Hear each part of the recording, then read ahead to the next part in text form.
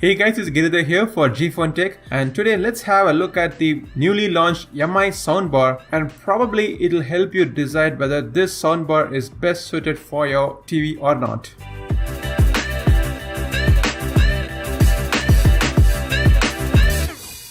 TVs these days are getting thinner, and that's why they can't afford to have a big speaker driver system on them. Also, most TVs have the speakers facing backwards, so you don't get an optimal sound experience straight out of the box when you buy a TV. Of course, you can plug in a home theater system or an external speaker system, but that will involve extensive wiring. The most simplest and elegant of all the solutions out there is a soundbar. When you go out to buy a good soundbar, you would have to spend at least 10,000 rupees today. But Xiaomi has launched this Mi Soundbar in India for just rupees 5,000. So is it really worth it? Will it give a performance that's equivalent to any of the expensive soundbars out there? Let's check it out. The Mi Soundbar comes in a cardboard box. Sandwiched inside a thermocol packaging is the Mi Soundbar, an PDIF cable, a couple of screws for wall mounting it, a user manual, and a power adapter. The Mi Soundbar is about 33 inch in length. It weighs less than 1 kg. It comes in one color that is white with a grey panel on the front. The grey panel on the front is a fabric. The soundbar contains 8 sound drivers, 2 of which are dome tweeters, a couple of 2.5 inch woofers,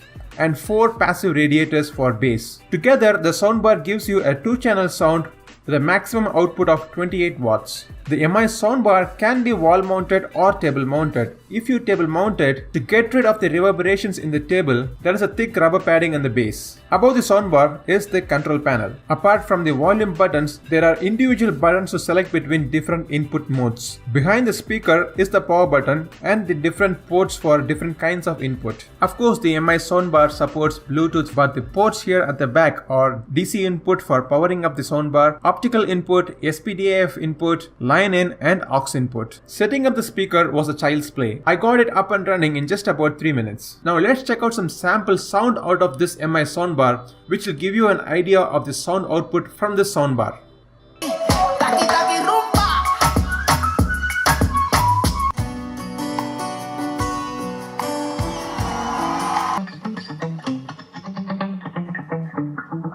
Let's put it to a vote.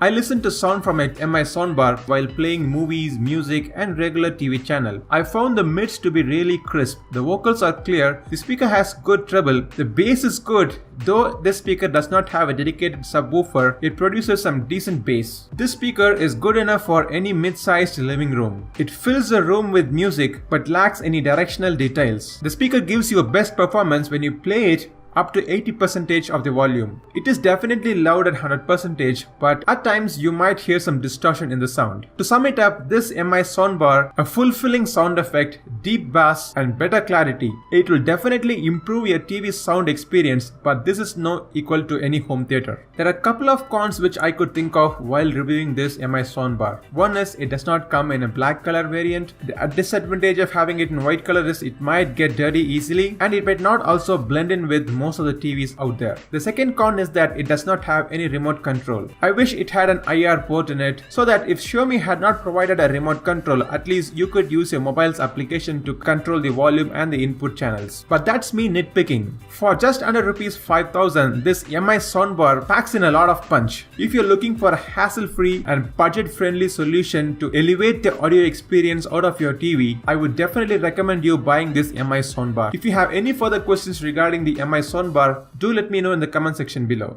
I hope you like this video. To watch more such videos, make sure to subscribe to my channel G-Phone Tech. Until I catch up with you on the next video, this is Giridhar signing off. Goodbye.